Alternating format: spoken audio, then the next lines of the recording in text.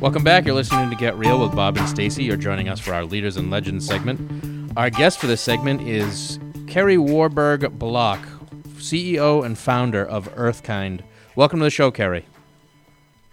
Hey, thanks for having me. Happy to be here, Bob and Stacy. So we're super excited to have Kari on today because she is kind of this massive business tycoon. She's the founder and CEO of Earthkind. You can find them at earthkind.com. They make all-natural pest repellent products. Kari started Earthkind in 2007 with nothing more than a 99-cent package of garden seeds and a purpose to make natural pest control effective and available to homes everywhere. Today, the company has sold over 50 million of its products through local retailers nationwide, including Lowe's, Ace, John Deere, and Target.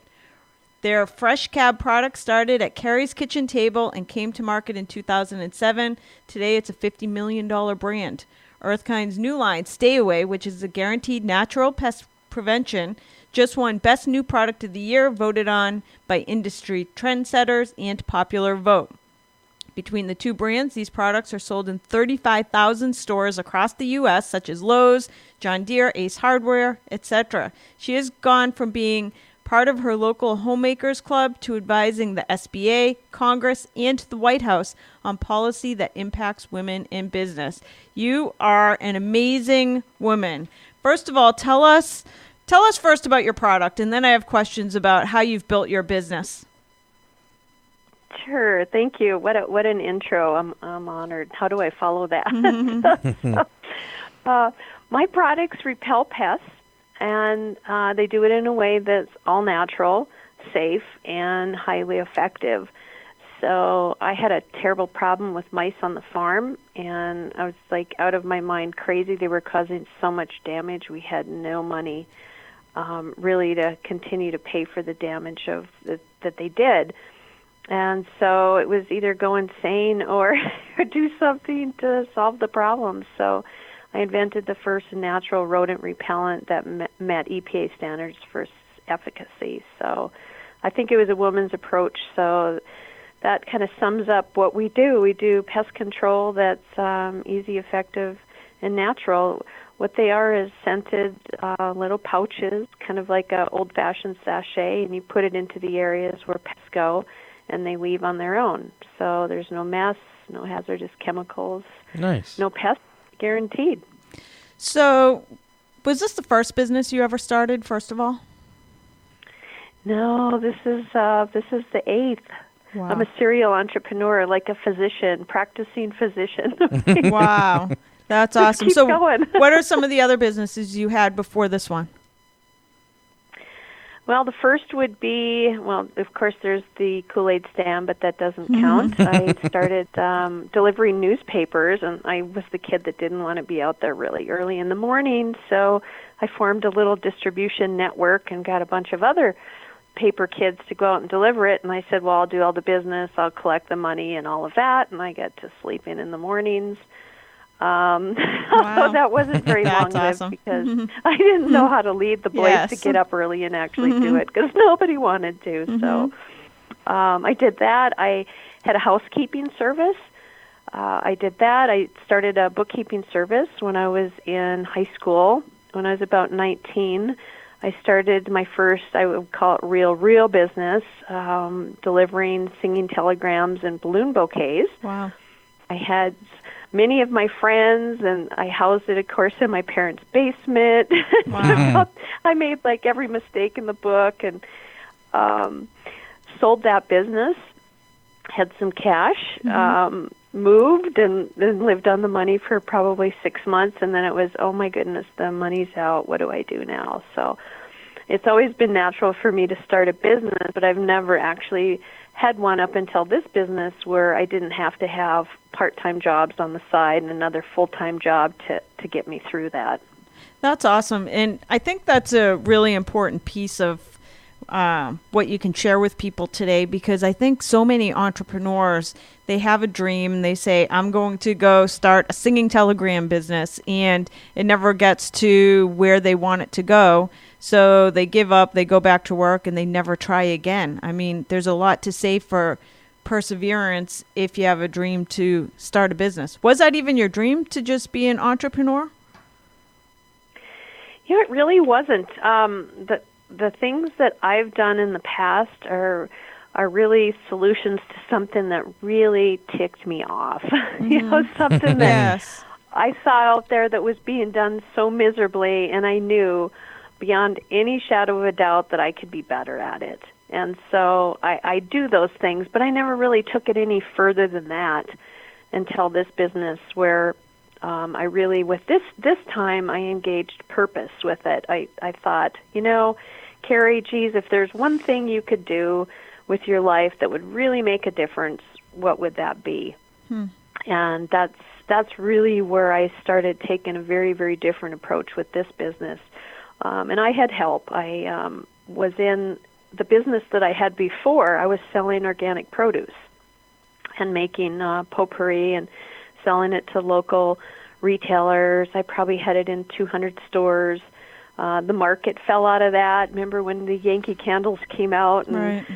I was like, nobody wanted my beautiful potpourri anymore. And they just wanted to buy these candles. It was crushing, because here I had like a quarter acre of these dried flowers growing out there. It was just, I'm like, oh my gosh, how could I be so stupid not to see this and let this happen?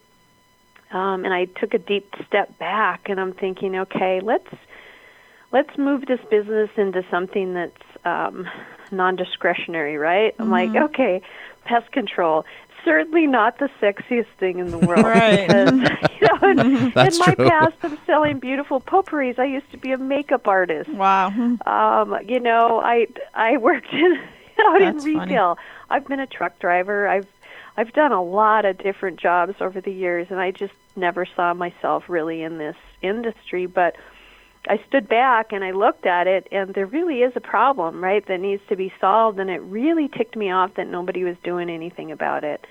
I was a mom. I had pets, and I'm thinking, why doesn't anybody care that there isn't a product out there that controls a pest without being a poison or killing it? And I did the research, which is always a really good step, so that you know if you're at least on the right track. It's like a sniff test, right? Yes. Yeah.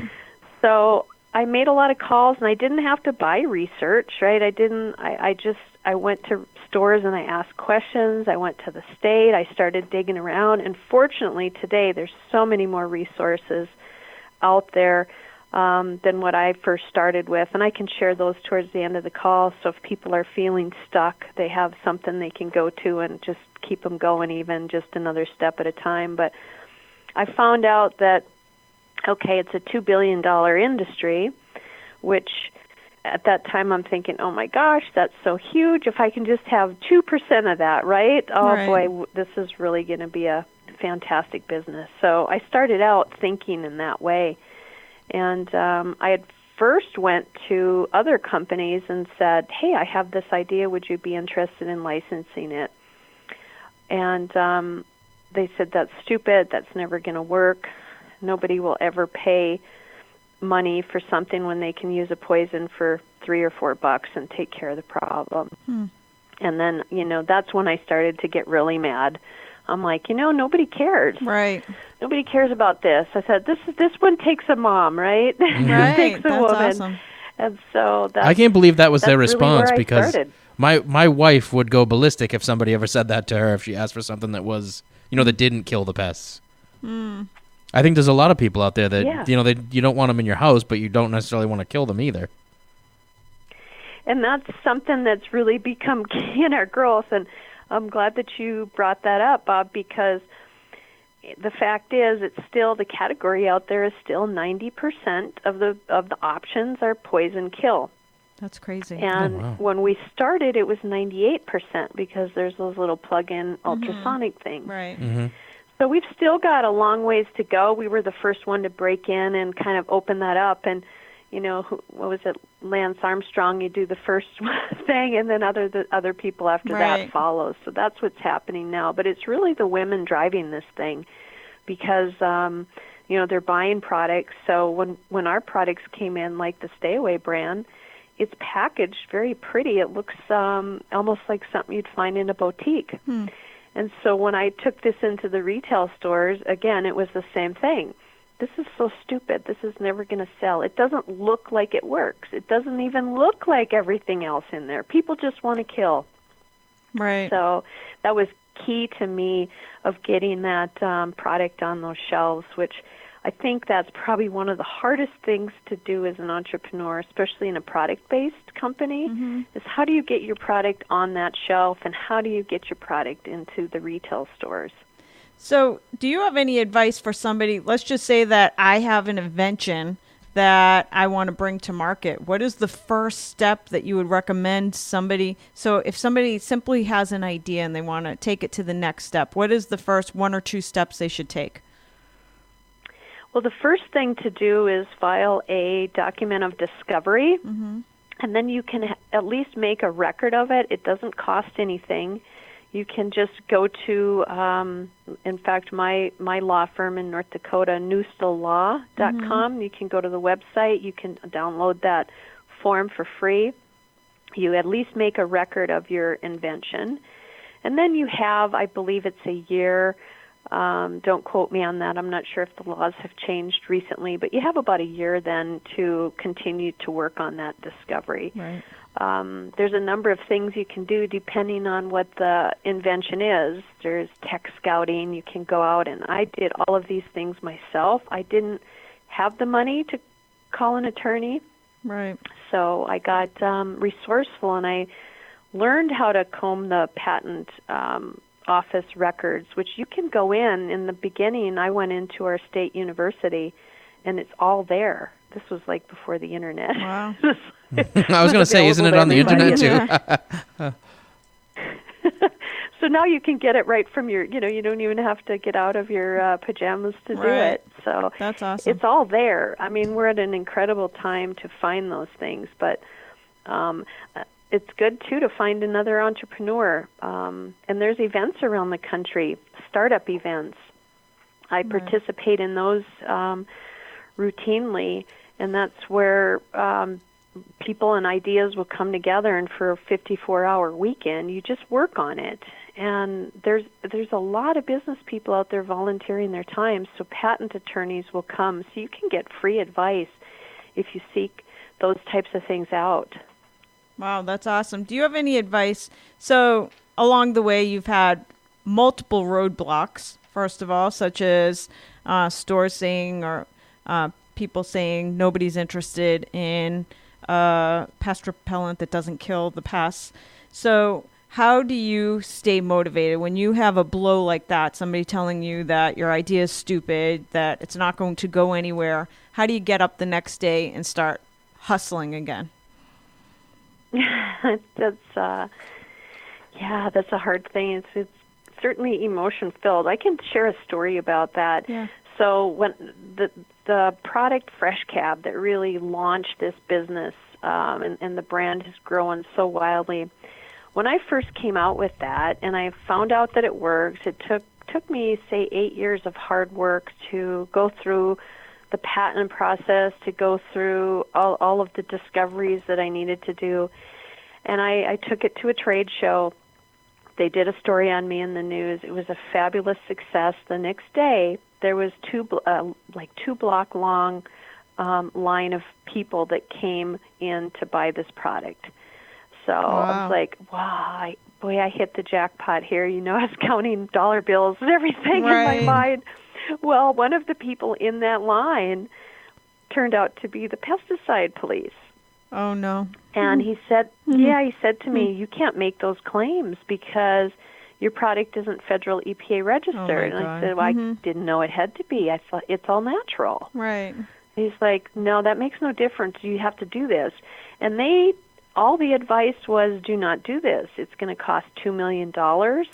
It's going to take testing. You're going to have to change the protocols because right now, these were all developed in the late 60s. It was, you count the dead bodies. That's how you know if something works. Well, we didn't produce dead bodies. We didn't produce stools, nothing. Our product just kept them out. So that I think that was really a transformational moment for me when I went from being an entrepreneur to being a CEO. Wow. Even before I had my first employee, I said, okay, Kari, what is it going to take to do this? You have no money. Mm-hmm. You have no business degree. You have no science degree. You have no marketing knowledge. Right. You have no knowledge of how to package products and all of this. I mean, I knew how to sell cosmetics and move the freight, behind the scenes, but I didn't know anything other than that. So I just started learning as much as I could and used every free resource that I could. I went to the SBA website, did different things like that to help me.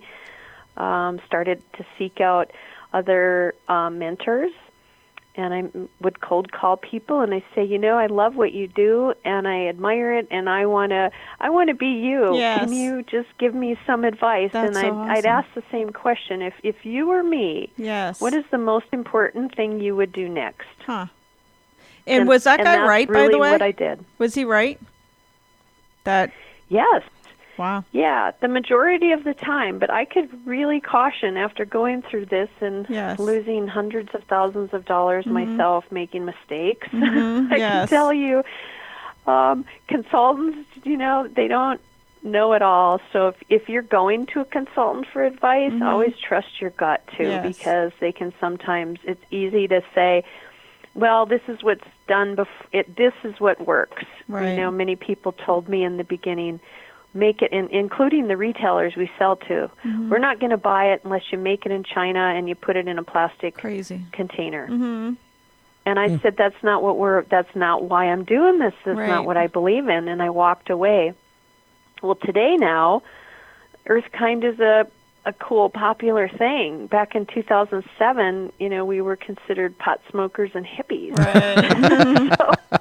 That's so awesome. So, so timing is important, and so is your gut, because the people who are first to something, I can tell you from experience, and I know a lot of other entrepreneurs now in my network that are also disruptors and innovators, and everybody thinks they're off their rockers in the beginning. Right. Because it's just so new and so different, and what worked back then isn't what works now. Right. And so people doing something right now, and they might have an idea, especially a technology, there really isn't a roadmap. You have to create your own, and, it's half gut and half research, Absolutely. really. To me, it's like a 50-50 decision lens you need to use. Well, you are amazing. I think the best piece of advice is be the first to do something. Absolutely. Be the disruptor and keep on hustling. We have with us, it is Kari Warberg Block. Thank you so much. By the way, anybody listening today can check out her product at earthkind.com, a earth-friendly, no-kill pest removal product. Excellent. Thank you for joining us on the show today, Kari. Thank you so much. That's all for this edition of Get Real. Join us again next weekend for more.